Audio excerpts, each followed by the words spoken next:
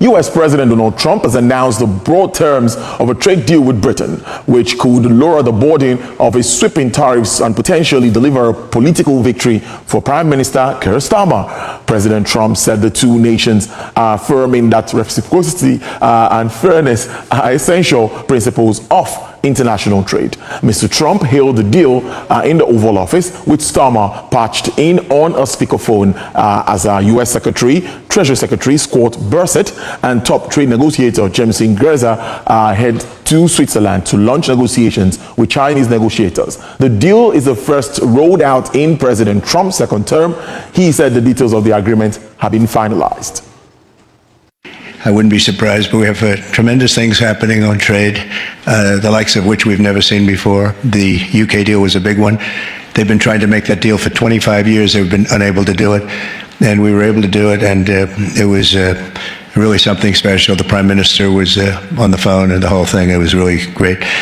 And now they're negotiating various other very big, strong trade deals.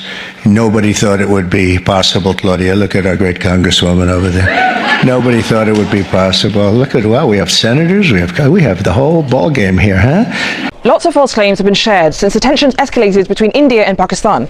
For example, some mainstream news outlets in India shared things like this. One headline says, Pakistan's Karachi port completely destroyed. But this was false. The port hadn't been hit. We know this because our BBC colleagues visited the port and sent us this video confirming it wasn't damaged. Videos like this one were shared on social media, claiming the port was hit. It's actually footage of the aftermath of a plane crash in Philadelphia earlier this year. And this again looks dramatic, but this photo here is actually from the Gulf War in 1991. And this, claiming to show drone footage of the aftermath of a strike, but it's actually the aftermath of a blast on an Iranian port on the 26th of April. An account called Karachi Port Trust official called the claims completely false and baseless. But a few hours later, the same account said the port had suffered heavy damage after strikes by India. That's since been deleted. The account later posted it had been hacked and the port was fine. These false claims are part of the huge information war between the two countries, where misinformation is rife in both Pakistan and India, and it continues to fuel distrust and hostility. Global Affairs Snapshot.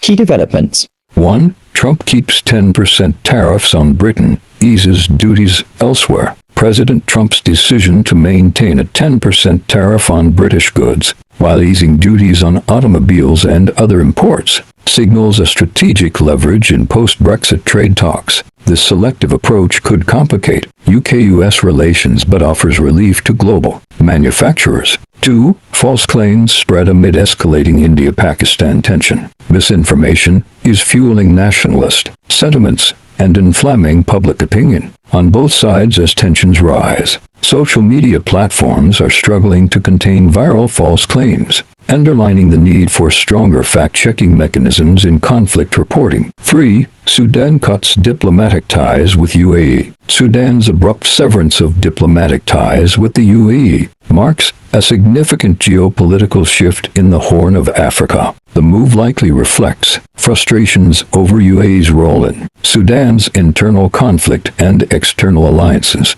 potentially isolating Khartoum further. 4. The fears and hopelessness of living in Ukraine. Ordinary Ukrainians continue to endure the psychological toll of war, displacement, economic hardship, and constant uncertainty. Despite international aid, many feel abandoned and hopeless amid ongoing instability and destruction. 5. Russia's Victory Day celebration in Moscow. Amid international scrutiny and domestic propaganda, Moscow's Victory Day parade showcases military strength while invoking Soviet-era pride. This year's celebration doubles as a political statement, projecting resilience despite sanctions and geopolitical isolation. 6. Could the papacy clash with Trump's presidency? Tensions between Pope Francis's progressive stance on social justice and President Trump's nationalist, conservative agenda raise the possibility of ideological clashes. Issues like immigration, climate change, and economic inequality highlight contrasting worldviews between Vatican diplomacy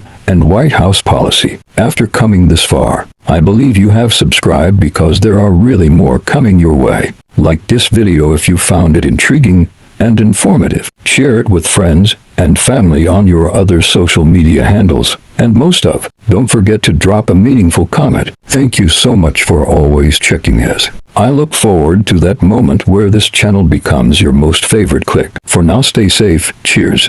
Hello everyone. everyone, I'm Adebola. Welcome to another edition of The Wrap-Up. Sudan has cut diplomatic ties with the United Arab Emirates, accusing the Gulf states of backing the rival Rapid Support Forces in the country's civil war.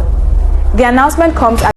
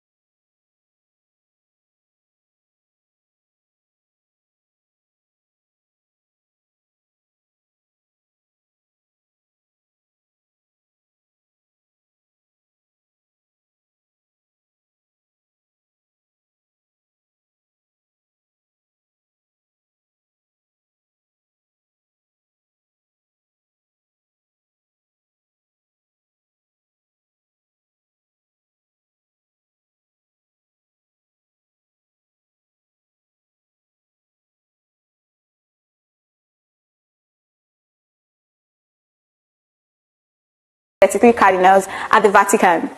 Prevost, who had spent much of his life as a missionary in Peru, became a cardinal in 2023.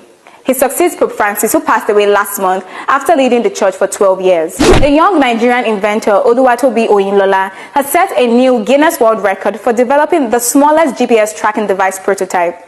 The device, which measures 22.93 by 11.92 millimeters, is almost the size of a mobile phone SIM card. It has been hailed as a huge step in the trend of manufacturing smaller electronic products and devices. Nigeria's President Bola Tinubu praised Oyinlola's creativity, saying the invention holds major potential across various industries.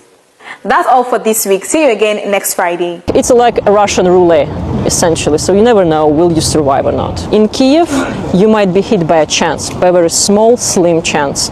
In Kherson, it's a hunt. It's like, remember the COVID times when you were totally isolated and you were like just jumping out to buy something and go back house? It's the same thing, but we don't have a virus. We have like people who actually wanted to kill us, and like there's a higher chance of you being dead. Do you feel that a part of your youth has been taken away from you? They stole it from me. They stole my springs. They stole our river, our seas, our like safety. We will fight until we die. I'm sorry, this is a Ukrainian thing.